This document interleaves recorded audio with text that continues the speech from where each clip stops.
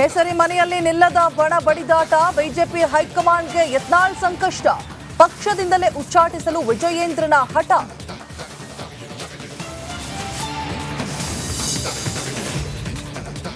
ಮುಸ್ಲಿಮರಿಗೆ ವೋಟ್ ಹಕ್ಕು ಬೇಡ ಎಂದು ವಿವಾದ, ಶ್ರೀಗಳಿಗೆ ನೋಟಿಸ್ ಕೊಟ್ಟಿದ್ದಕ್ಕೆ ಕೇಸರಿ ಪಡೆ ವಿರೋಧ. ವಿಚಾರಣೆಗೆ ಹೋಗಲ್ಲ ಅಂತ ಸ್ವಾಮೀಜಿ ವಾದ. ಫಂಗಲ್ ಆರ್ಭಟಕ್ಕೆ ಬೆಚ್ಚಿ ಬಿದ್ದ ತಮಿಳುನಾಡು, ಚೆನ್ನೈ, ಆಂಧ್ರ, ಕೇರಳದಲ್ಲಿ ರೆಡ್ ಅಲರ್ಟ್. ಸಿಲಿಕಾನ್ ಸಿಟಿ ಮೇಲೂ ಬೀರುತ್ತೆ ಎಫೆಕ್ಟ್.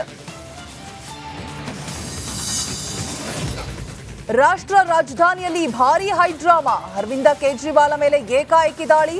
ಆರೋಪಿಗೆ ಪೊಲೀಸರು ಎಎಪಿ ಕಾರ್ಯಕರ್ತರಿಂದ ಥಳಿತ.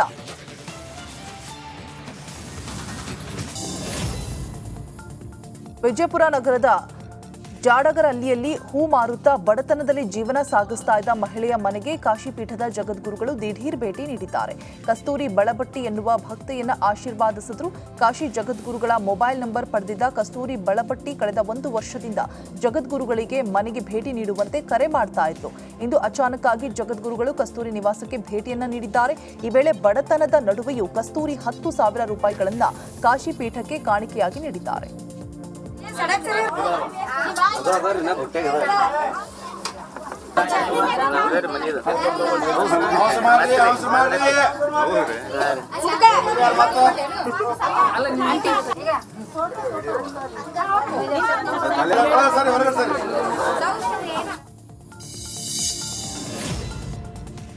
ಕಾರ್ತಿಕ ದೀಪೋತ್ಸವ ಎಲ್ಲೆಡೆ ವಿಜೃಂಭಣೆಯಿಂದ ನಡೀತಾ ಇದೆ. ಚಿಕ್ಕಮಗಳೂರು ಜಿಲ್ಲೆಯ ಕಳಸ ದಕ್ಷಿಣ ಕಾಶಿ ಕಳಸೇಶ್ವರ ದೇವಸ್ಥಾನದಲ್ಲಿ ಲಕ್ಷ ದೀಪೋತ್ಸವ ಸಂಭ್ರಮದಿಂದ ನಡೆಯಿತು.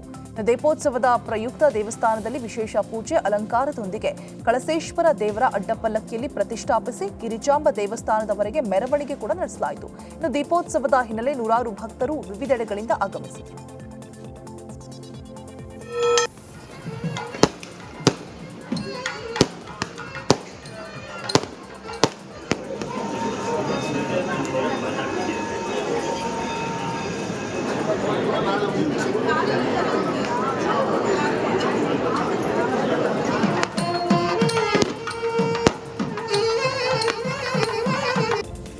ಬೆಂಗಳೂರು ಉತ್ತರ ತಾಲೂಕಿನ ಗೋಪಾಲಪುರ ಗ್ರಾಮದ ಬಿಷಪ್ ಸರ್ಜೆಂಟ್ ಶಾಲೆಯಲ್ಲಿ ಕನ್ನಡ ರಾಜ್ಯೋತ್ಸವ ಸಂಭ್ರಮಾಚರಣೆ ಮಾಡಿದರು.